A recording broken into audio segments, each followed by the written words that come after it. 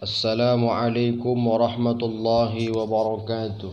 Allahu Akbar, Allahu Akbar, Allahu Akbar, Allahu Akbar, Allahu Akbar, Allahu Akbar, Allahu Akbar, Allahu Akbar kabira, walhamdulillahi katsira, wa subhanallahi bukratan wa asila.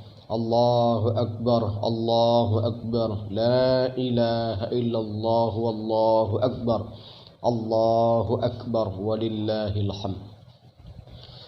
Alhamdulillahilladzi khalaqa kulla syai'in faqaddarahu taqdira.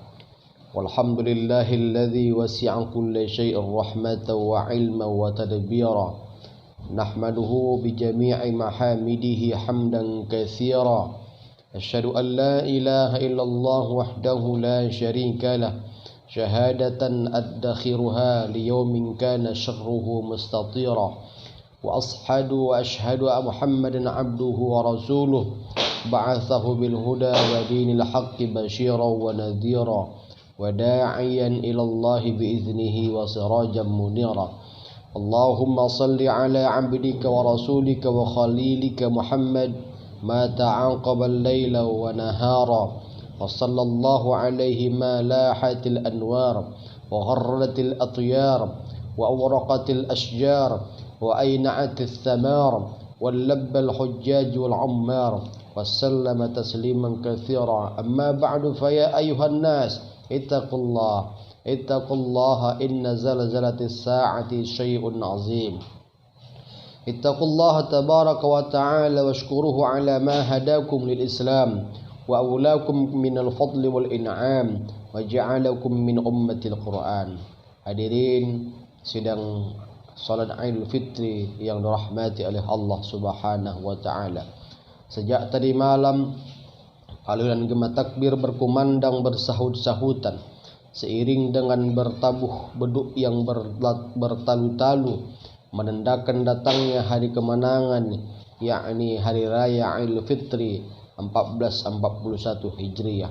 Setelah 1 bulan penuh kita menunaikan ibadah puasa, dan atas karunia-Nya pada malam hari ini alhamdulillah kita dapat merayakan hari kemenangan ini tanpa halangan suatu apapun. Hari ini semua merasakan kegembiraan, kebahagiaan bercampur dengan kesedihan. Kenapa bahagia? Karena kita telah kembali kepada fitrah. Kenapa gembira? Karena kita telah berhasil memenangkan perjuangan melawan hawa nafsu selama 1 bulan penuh di bulan Ramadan. Dan kenapa pula bersedih? Karena berpisah dengan bulan Ramadan yang telah banyak memberikan pesan dan kenangan manis kepada kita semuanya.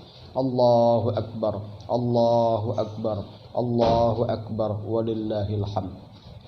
Kaum muslimin yang berbahagia, Ramadan yang kini telah pergi meninggalkan kita, seakan ia berkata, wahai kaum muslimin muslimat, saat malam gelap bertabur bintang, kusapa dirimu dengan lembutnya Lailatul Qadar. Sejuta kasih telah kutumpahkan sehingga tiada lagi yang tersisa. Kini tibalah saatnya aku untuk pergi, karena untuk mengikhlaskan itu kepergianku. Ingatlah pesanku, hai orang-orang yang beriman, bulan Syawal telah tiba, maka ajaklah sabar untuk menemani hari-hari hidupmu.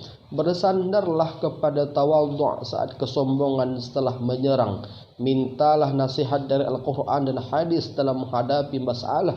Sampaikan salam dan terima kasihku untuk orang-orang yang beriman, karena telah menyambutku dengan sukacita dan melepaskan kepergianku dengan derai air mata. Kelak akan kusambut ia di surga pintu Rayyan. Selamat meraih pahala terbaik, selamat berpisah, dan semoga dapat bertemu di tahun depan. Begitulah seakan-akan Ramadan berkata kepada kita orang-orang yang beriman. Allahu Akbar, Allahu Akbar, walillahil hamd. Kaum muslimin yang berbahagia, hari ini hari raya Idul Fitri telah kembali kepada kesucian sebagaimana hadis Rasulullah sallallahu alaihi wasallam.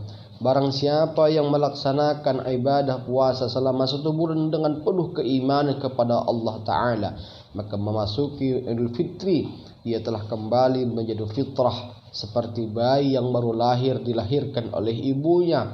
Ibarat pakaian yang sudah dicuci bersih, maka jangan sekali lagi dikotori dengan noda dan dosa. Peliharalah baik-baik agar tetap terjaga keindahan dan kesuciannya.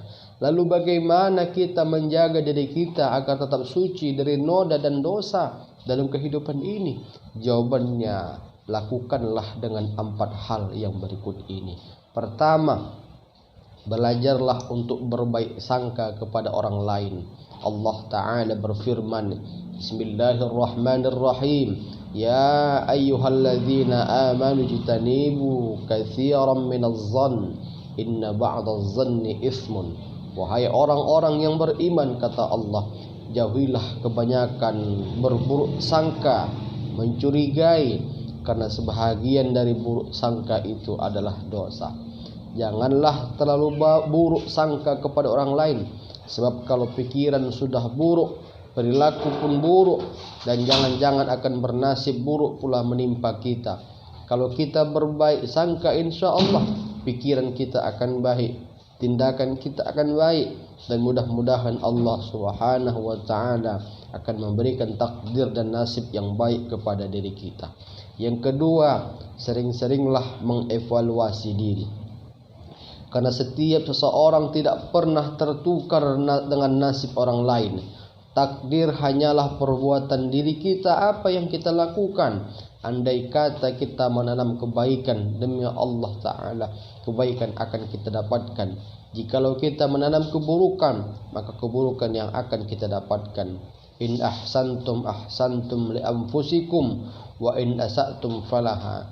Jika kamu berbuat baik, berarti kamu berbuat baik bagi dirimu sendiri, dan jika kamu berbuat jahat, maka kejahatan itu bagi dirimu sendiri. Surah Al-Isra ayat ke-7. Namun bila takdir buruk menimpa kita, segeralah kita mengevaluasi diri. Cukuplah Allah Ta'ala sebagai penolong kita. Boleh jadi takdir buruk itu menjadi kafarah, penebus akan dosa-dosa yang pernah kita lakukan. Yang ketiga adalah berusahalah untuk selalu mengingat jasa dan kebaikan orang lain. Orang tua, ingatlah kebaikannya saja. Ibunda yang telah mengurus kita 9 bulan, mengandung kita 2 tahun menyusui, bersimbah darah, berurai air mata untuk menjadikannya kita anak-anak yang berguna. Pertanyaannya, jasa dan budi baik apa yang sudah kita berikan kepada orang tua kita? Kalau lebaran ini hanyalah sebatas THR yang sudah kita berikan, baju mukena sudah kita belikan, demi Allah itu belum cukup untuk membalas jasa orang-orang tua kita. Suatu kisah, ada seorang pengusaha kaya yang sudah membelikan rumah dan menghajikan ibunya, lalu mengajak ibunya jalan-jalan keliling Eropa. Sang ibu bertanya, kenapa engkau lakukan ini wahai anakku? Saya ingin membalas jasa dan kebaikan ibu kepada saya. Lalu berkat doa ibulah saya bisa menjadi pengusaha sukses seperti sekarang ini. Lalu ibunya pun menjawab dengan tegas, demi Allah wahai anakku, tidak ada seorang pun yang dapat membalas jasa baik seorang ibu. Dengan sombong sang anak menjawab, sang ibu, saya bisa bu, saya bisa membalas jasa ibu karena saya memiliki semuanya. Lalu satu malam ketika anaknya sedang tidur di kamarnya, seorang ibu membangunkan anaknya untuk salat tahajud. Namun sang anak tidak bangun-bangun. Lalu sang ibu menyiramkan air kepada anaknya dengan segelas air, sehingga membuat baju dan tempat tidurnya basah. Sang anak terkejut dan berkata, ibu, apa yang engkau lakukan ini wahai ibu? Sekarang masih jam 3 ibu, saya masih mengantuk sekali. Lihatlah baju saya, tempat tidurku ini basah semuanya. Dengan lembut sang ibu menjawab, nah, baru sekali ini ibu membasahi tempat tidurmu, kau sudah bermarah-marah kepada ibu.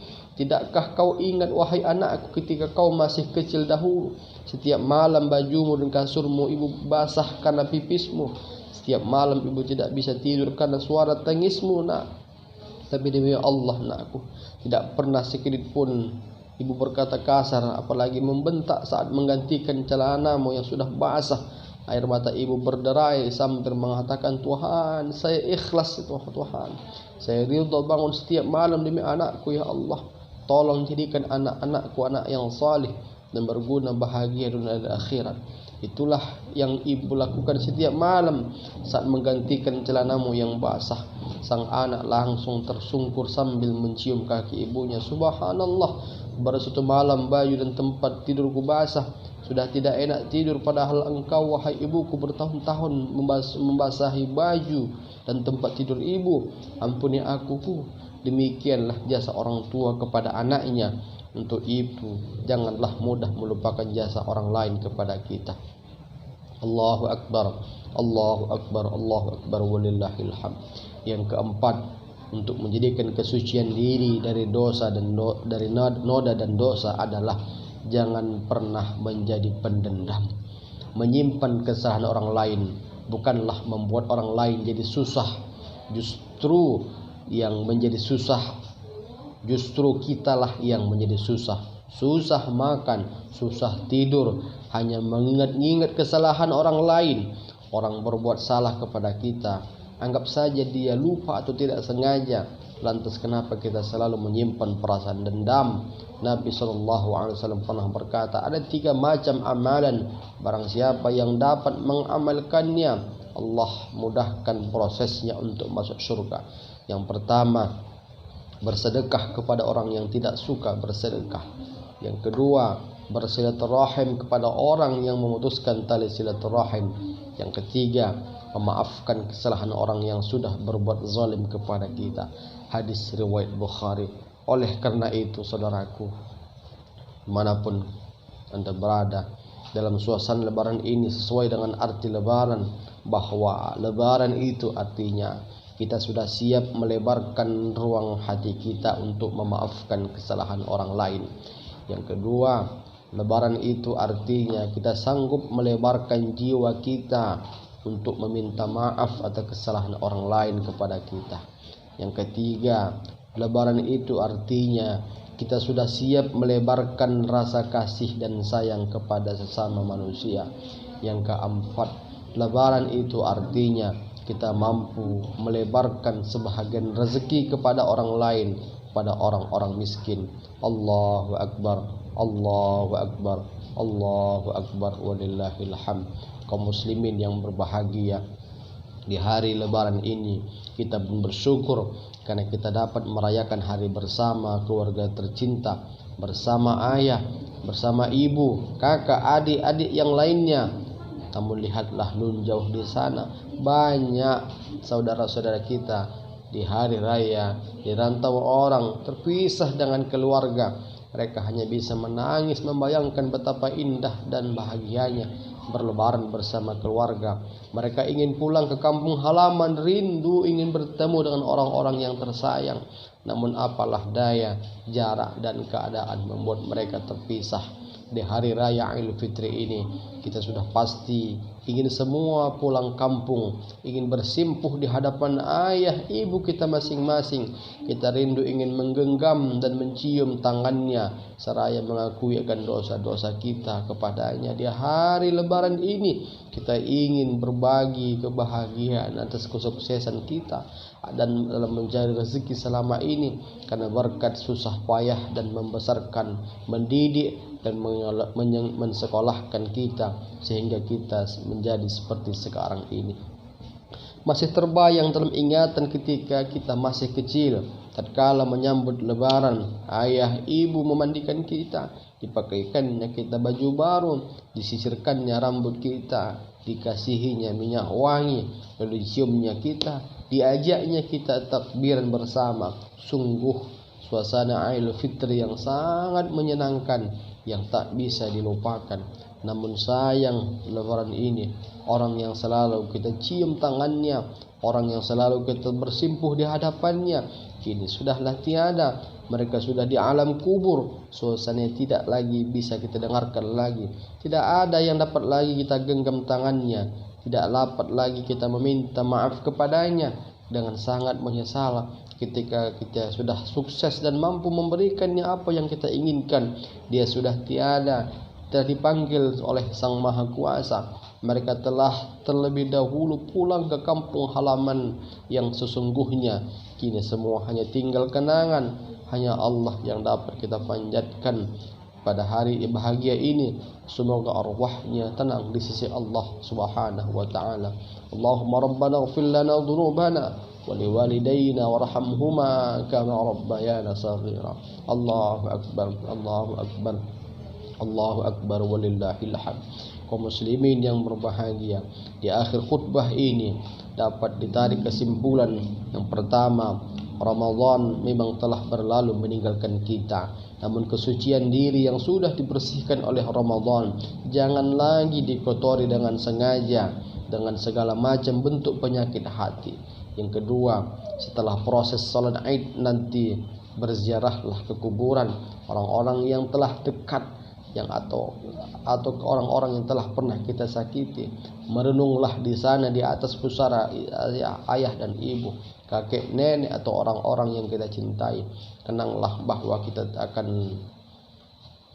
akan berbaring di bawah tanah seperti mereka. Berkunjunglah kepada tetangga, karib kerabat kita. Lepaskanlah segala beban, bukalah pintu hati untuk saling bisa memaafkan. Semoga Allah meridhai kita semuanya.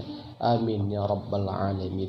Barakallahu li wa lakum fil Qur'anil azim wa nafa'ani wa iyyakum bima fihi minal ayati wa dzikril hakim.